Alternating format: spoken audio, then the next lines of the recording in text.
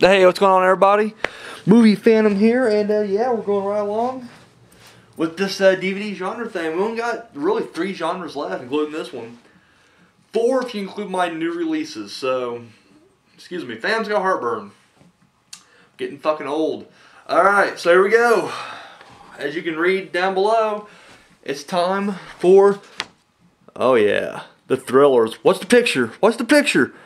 Oh, it's a bomb! How thrilling's that? Holy shit, that bomb's gonna explode soon. Look at that, it's got less than like 25 seconds. Boom. Oh god. Alright. So here we go.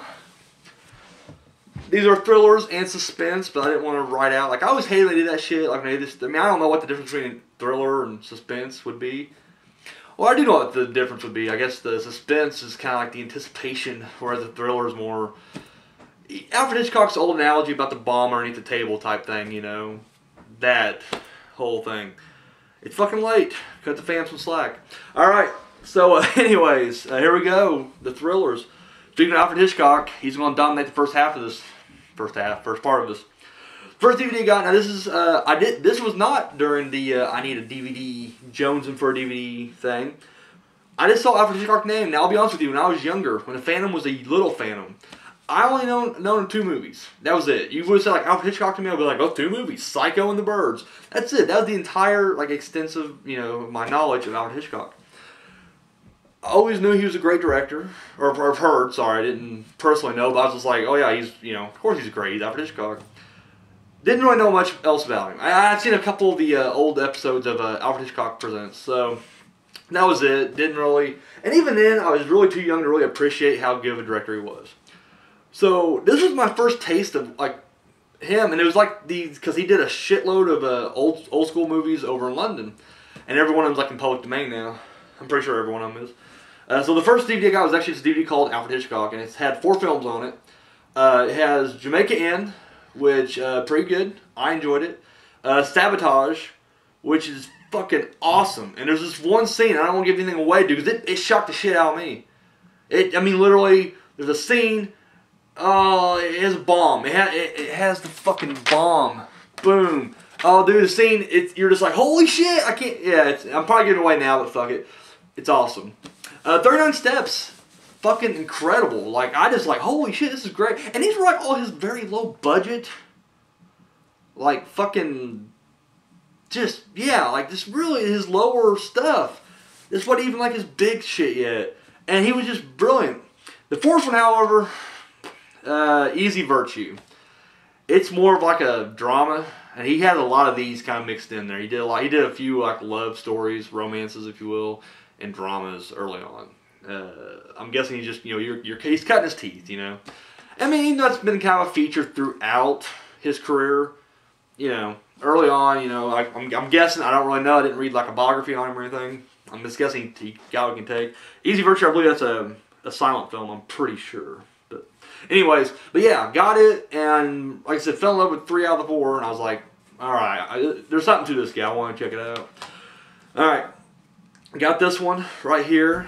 This is another one of those little slim cases, got for $1. It has a Family Dollar logo put right on it. It's the Alfred Hitchcock Classics Volume 1, okay? It's got 2 movies. And neither one of them are classics by any means. This one right here, the first one we'll mention is literally, I heard it was like his least favorite of his films, and it's definitely my least favorite. Champagne. It's just a bad fucking romance, drama. Fucking, it's shit is what it is. Let's just say, well, if I will give credit to any of these other movies though, like the movies I don't like of his, he has very inventive camera work. Now, you gotta remember, this was like back in the 30s and shit. Like, there was no crazy, like, you know, like, don't get me wrong, I love Quentin Tarantino, but the one thing I was like, oh, the only thing he's good at is this crazy camera work. And that's not true, but it seems like all these other guys who are knocking off Tarantino, they're more focused on ripping off his dialogue and then just doing crazy camera tricks. Whereas he was actually, like, you know, this was the first time, though, we haven't seen this shit before, so it was kind of neat to see, like, there's a scene here where they're drinking champagne. No. Out of the glass, you see the camera, you know, it's shot through that. And I thought that was kind of neat, you know, because we have not seen that shit back then, you know. At least I haven't. I don't know. Maybe it happened all the time. I don't know. But first time I saw something like that, I thought it was kind of neat. Other than that, those stories just flat out shit. And I was 20, sorry, I said 30, this was 28. And the next one's Murder, but it has the exclamation mark, so it's Murder! Yeah, I don't remember I remember I watched it, I was just kind of bored shitless. I just remember the final scene's pretty sweet. They're in a circus, I believe. Other than that, I ain't gonna lie, I don't remember much of it. It wasn't that good. Okay, this next one here, I pretty much got all his, I don't think this has every one of them, but I pretty much got a big bulk of his early shit. His public domain stuff. This is the Alfred Hitchcock, The Legend Begins. This is released by Mill Creek, which I gotta say right now, dude, I love Mill Creek now. Like, I am just, like, before they were just, like, pumping out, like, you know, shit. And I'm not mean shit, but I mean, they were pumping out, like, well, you know, public domain stuff and just, you know, low budget stuff. But now, like, they're hitting, like, major studio shit right now. And they're really, man, a lot of my stuff now is just, like, I got, like, trilogies and collections of these guys. And I just seen, like, which I didn't buy it. I mean, I liked the show, but I didn't like it enough to buy it. But they had, like, the first season of Third Rock from the Sun, which is, like, 20 episodes for $5. Mill Creek released it. I was like, holy shit. Go Mill Creek. Anyways, I ain't gonna go through every one of these, but this has 18 of his movies, and then it has 2 episodes of Alfred Hitchcock Presents. Some high points on this thing. There's a lot of low points. Juno and the Paycock is fucking horrible. And some of these movies have like alternate titles, but I'm just telling you the titles aren't here. I think Juno and the Paycock has a different title altogether, but Lady Vanishes is pretty good. The Lodger's really good. The Man Who Knew Too Much ain't bad, but see, I saw the other one. His remake, his remake that he did of his own, before I saw that one, so it's hard to compare those two. And to me, I think the remake's way better. Number 17 is pretty good. And yeah, I want to say like Secret Agent is kind of, I mean, a lot of these are like, you know, the wrong place, wrong time, you know, case of mistaken identity. And that's a theme that goes through a lot of Hitchcock stuff. You know, On the Lam and all that kind of stuff.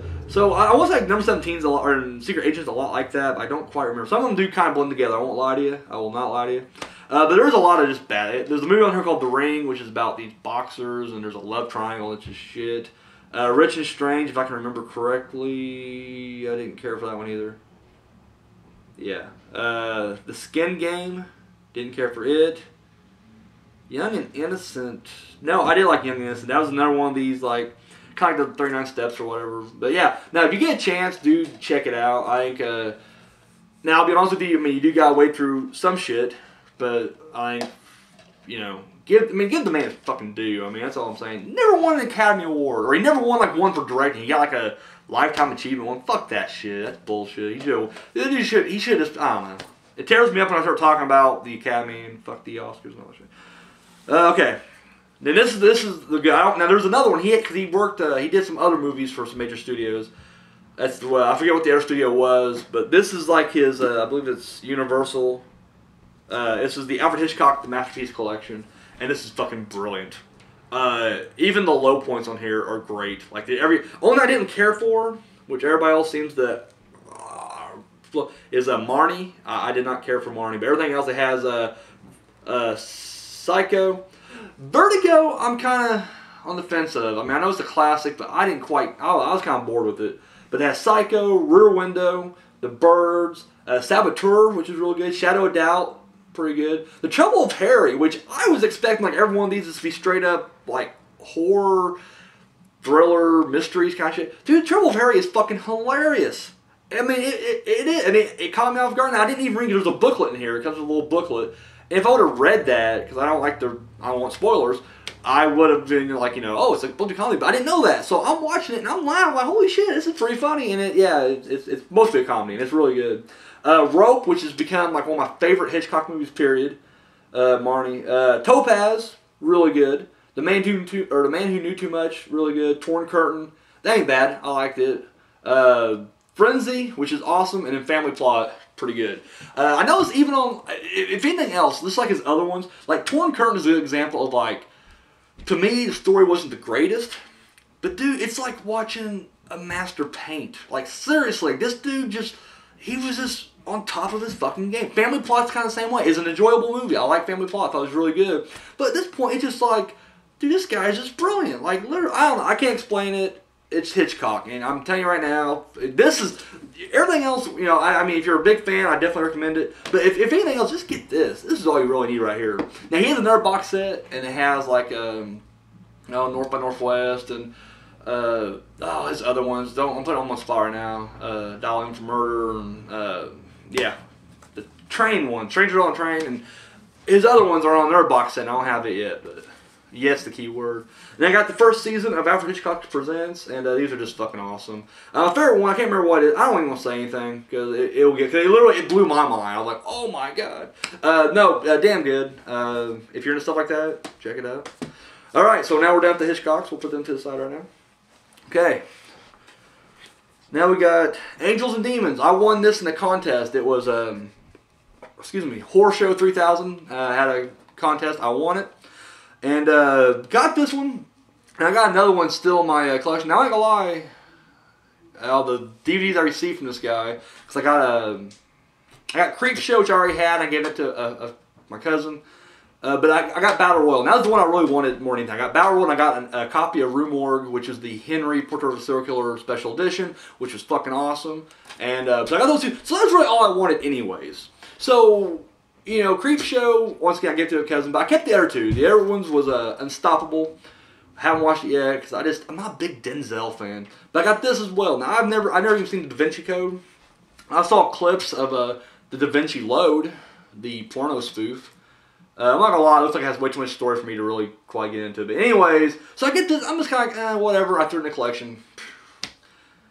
Then, not long ago, I actually popped it out. I was like, let me just check it out. And you know what? Pretty damn good movie. I was really kind of shocked.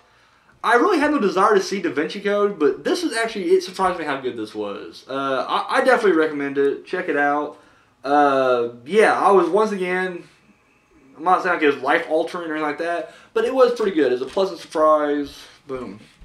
Alright, John Carpenter classic, Assault on Precinct 13. Dude, I fucking love this movie. This is just Carpenter, early Carpenter's always, I think it was just great, especially his early shit. You know, I like Ghost of Mars, but I mean, it wasn't great. And then, I don't know, from there, I mean, The Ward, come on, really. But dude, in the early, the 70s and 80s, this dude was fucking dominating it, and this is a good example of that. Fucking awesome. Alright, this movie, it was given to me, and it's not horrible, but it's not really great either. It's just kind of generic. Conspiracy theory. I'm not a big Julia Roberts fan. And unless the motherfucker's doing Riggs, I'm just not a big Mel Gibson fan either. But yeah, that's that. It's an okay movie. This is a movie that I kind of appreciate more each time I watch it. First time I watched it, just because it was from one of my favorite directors, David Fincher. I guess I was expecting to go one way or another, and it is more tamer than. I mean, I love Fight Club. I love Seven, so I think I was expecting more like craziness like that, and it really isn't, but it's still pretty good. The Game. Sean Penn does really good in here. Michael Douglas, awesome. No, it's good. It really is. I don't know if it's a true 10 or not. That's what it says up here. From NBC TV Chicago. Well, yeah. But no, it is pretty good. I do recommend it, and yeah. This is another one that, now this is my least favorite Christopher Nolan film, but it's another one that the more I watch it, the more I like it kind of thing. Because once again, I go into it and I was expecting like Memento or some shit. I didn't get that, but it was still, real good. Insomnia, and yeah, I dug it. I thought, Pacino did all right. I mean, he always does good, and it seems like if he's not just going crazy at the character, people just seem to say like, well, he's just downplaying it, or he's just kind of sleepwalking through this. And I don't think he was sleepwalking through this. It is more of a subtle type character or whatnot. I think Robin Williams did really great in this though, and because I felt kind of ripped off in 1 Hour Photo. Because, yeah, he was kind of psychotic, but he didn't do anything. No one got hurt. No one got killed. Just a pathetic loser. So, I feel like I kind of got, what I wanted from the other movie in this one right here. So, and Hilary Swank did really good. So, yeah, Insomnia. Okay, now this one, I came across pretty cheap in a catalog. I bought it based on the title alone. Now, I thought it was, I don't know what I thought. I thought it was more than... I don't know. Anyways, it's the Killer Trilogy. It's 3 movies from, they got marked as episodes. They have nothing to do with each other at all. There's 3 different movies of like suspense or whatever, murder, mystery. One's called Killer Waiting. They all have killer. That's what they have in common. The word killer. That's it. Killer Waiting, Killer Exposed, and Killer Contact. It's British. It's not bad. I feel like if you could probably remake these. I mean, they weren't bad movies. You could probably remake them better. It can be done better. But yeah, it's typical. But yeah, I don't know, it's worth what I paid for it. I didn't pay much for it. So here's one that I've always heard about. I just recently spotted it, watched it, and I loved it. Marathon Man, Dustin Hoffman. The only thing I don't like is the fact like Dustin Hoffman, dude, he's clearly like fucking mid to late 30s playing a college kid. I'm like, really, dude? But no, the story's awesome. This has the is it safe? Is it safe? Dude, I love that, dude. That whole fucking don't fuck with the teeth. Don't fuck with my teeth. Oh god, yeah. Awesome. Awesome movie right there. Alright. Now I believe it's in my action. It is. I had Survived in the Game, which because it is more of an action movie. But it was a remake of The Most Dangerous Game. This is the old 1932 silent not silent classic, black and white classic. And no, it's damn good. Yeah, don't really know what to say about it. I mean, I'm not gonna lie. In my opinion, I like Surviving the Game better because I do prefer the action. But this is pretty good too. I've really dug this. So yeah, good stuff. Okay, this is my uncle had, like, he must have really been jonesing because his DVD box was literally like, it was like a box, but it was like cardboard, and it was just an open box. And the DVD was like loose in there, alright? Got it from like Big Lots or some shit. So, it was pretty cheap, but it was a show called One Step Beyond. And, yeah, had like 2-3 episodes on there. I borrowed it from him, thought it was kind of neat. And came across this in the 5-hour bin. It says the very best of One Step Beyond, but I looked it up, and it's the entire series. Like, it only ran for 1 season. Has 50 episodes, because back in the day, seasons ran a little longer. Or season and a half or something, I don't know. Anyways, it had every episode on here, once again, Mill Creek. And, yeah, it's like, you know, Twilight Zone, or, Outer Limits, you know, it's, you know, one of those kind of like, you know, crazy shit going on thing. But anyway, what's supposed to separate this from the other ones is supposedly every story on here is supposed to be based on a true story. Now, whether that's true or not, I don't know. I mean, once again, I don't really, you know, wouldn't believe it anyways on most of these, but they are supposed to be based on true stories. So, yeah, and it's not bad. I mean, there's a lot of good ones on here, so highly recommend it. Highly recommend it. If you're into that kind of stuff. I'm a big Twilight Zone fan, so I saw that, I was just kind of hooked on it. Alright, movie that, I don't know, it seems like you get some crap every now and then, but I really liked it. Phone Booth. Yeah, not a big Joel Schumacher fan anymore, but I love Colin Farrell, and yeah, I think it's just a damn good movie. For a movie that takes place mostly in a phone booth, it's actually pretty well done. Thanks for coming out with that one. Really? What's my balls? I'll fuck with you later. So yeah, Phone Booth. Really good. Okay, that's where I'm going to like lose some cred or whatever. I do not own Silence of the Lambs. It's not that I don't like it. I thought it was okay. I thought it was an okay movie, but I didn't feel the need to buy it. I have never seen Hannibal, and I thought Hannibal Rising was fucking horrible.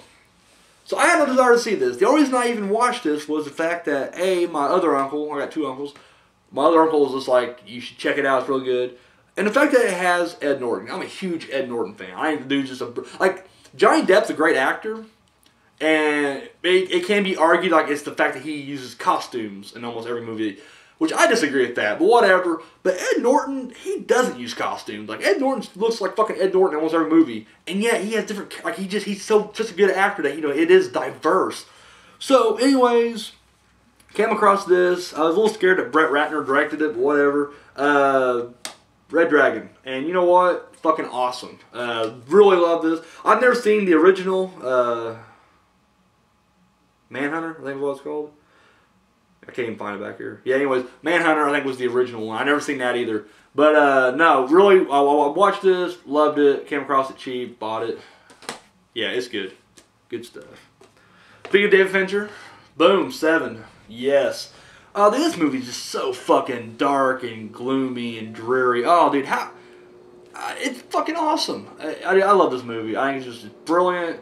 And definitely laid the groundwork for films like Saw and Bone Collector and shit like that. Brad Pitt does good in it. Dude, the ending fucking... Even now, I watch it and I'm just like, oh, dude, fucking just don't open it. Just fucking walk away. Don't open the fucking package. Dude, it's crazy.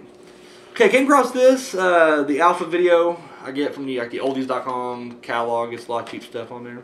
Came across this. I'm a huge Boris Karloff fan.